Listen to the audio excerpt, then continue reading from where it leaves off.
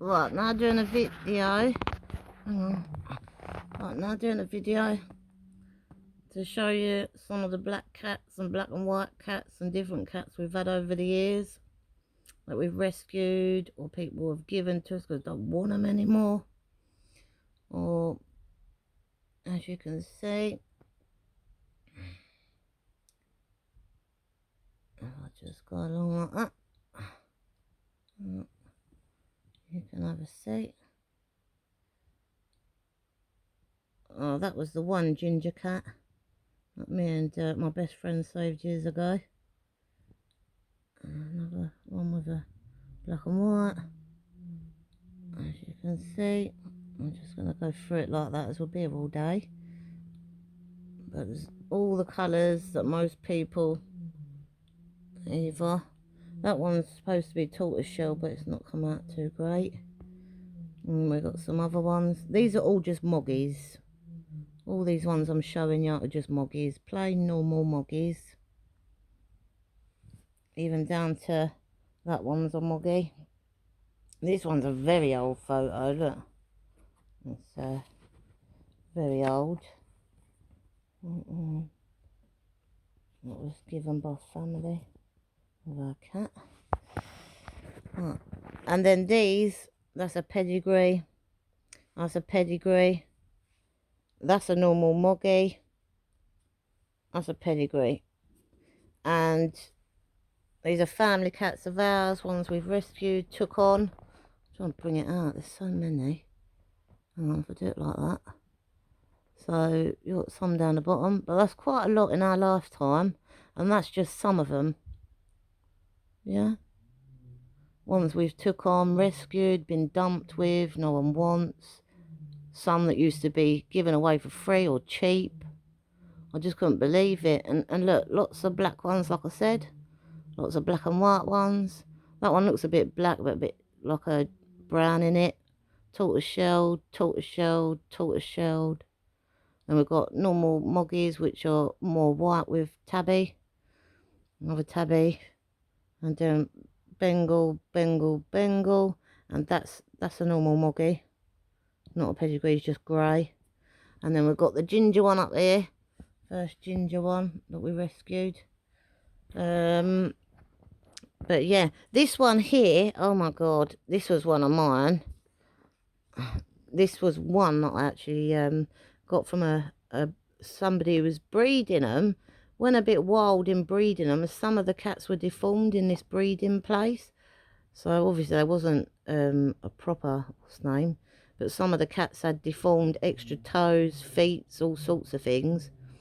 And originally I named him Henry, if you have a look. And I was told that he was a half Bengal and a half Oriental or something. But that's where I then fell in love with the Bengals because of this black cat. And he was very vocal, very beautiful. And when he was a kitten, he was all batty-eared and batty-tail and all that. He was very legs, batty ears and tail as a kitten, and very slender. So I thought, well, maybe he's an Oriental, I don't know. But over the years, you look at pictures of proper pedigrees and start thinking, oh, maybe. But he was very vocal. I just remember, this was my first ever vocal cat that I had. He was more like my boyfriend. It was quite funny. He was very vocal. And his name was Henry. But then we ended up changing his name to Meow because he used to go meow and we used to go meow back at him. But yeah, a lot of these other ones are ones we've had. This is just some of the photos I've got. I've got other ones elsewhere on newer things of today, on videos or whatever you call it. But yeah. Oh, this one, that's my Pegs. Yeah, if I get that one's probably better. That one's Peggy. She was found abandoned in someone's garden. She had a brother kitten and her that we think that the mother had given birth in someone's garden. And my mum got a call and then we went to go get them. We took one of them to hand rear her as a baby by a bottle, formula every 20 minutes, half hour, up the feeds and so on. And we named her Peggy, and she lived. And then somebody else took the brother, which was Peggy's brother, and they hand reared. So we had one, someone else had one, we bottle fed them, and I kept Peggy. And this one here is Toby. He had a heart murmur as a baby. And yeah, a friend of mine eventually had him. But we had him for a while, and then my friend had him. This one's Diva. Yeah. And we got, this is Cleo.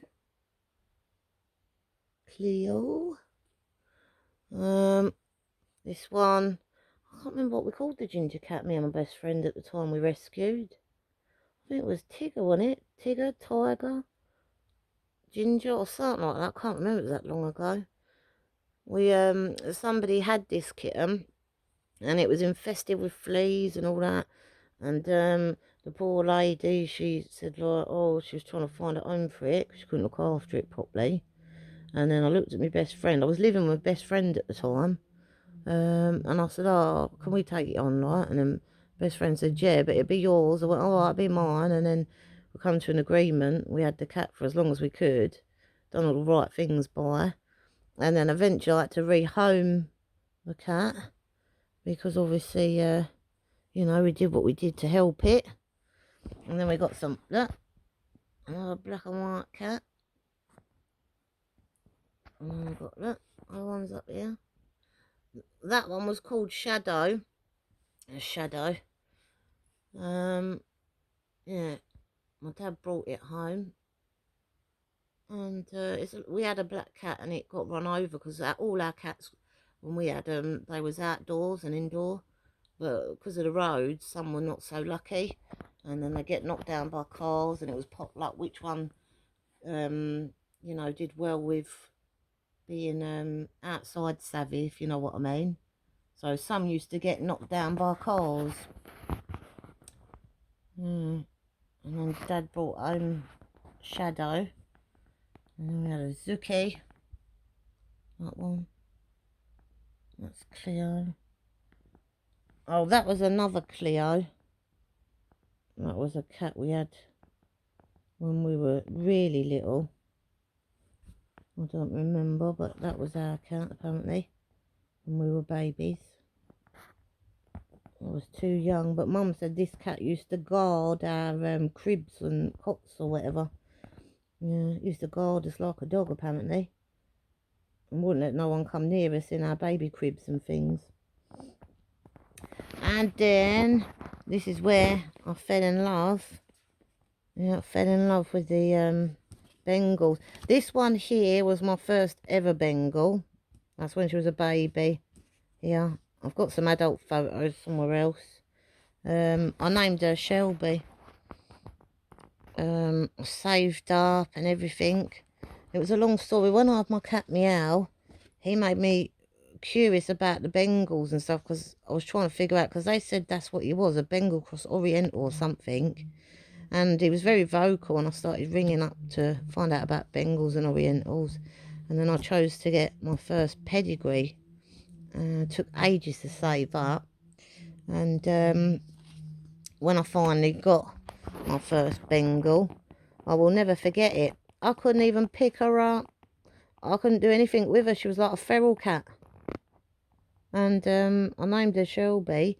And then in the end, we end up naming her Demon.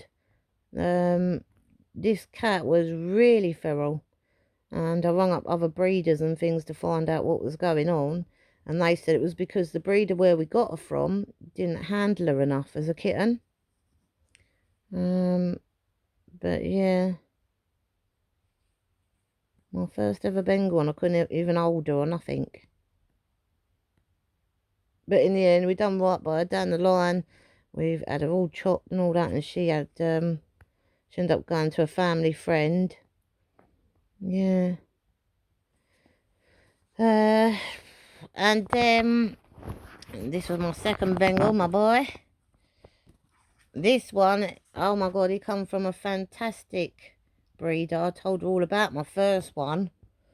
And yeah, she'll know this one's untamed. I was a bit optimistic. And she said, that's terrible that a breeder did that and sold the cat to you, knowing full well they didn't handle it enough as a kitten.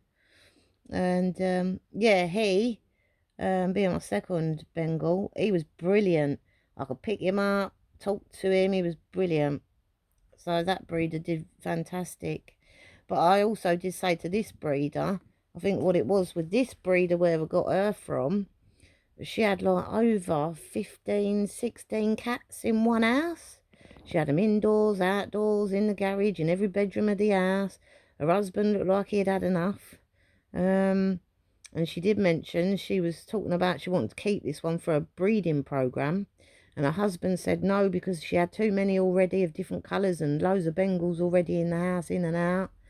And I had one little child, but I think they was a bit bogged down with cats. I think there was too many and she didn't have time to either handle her.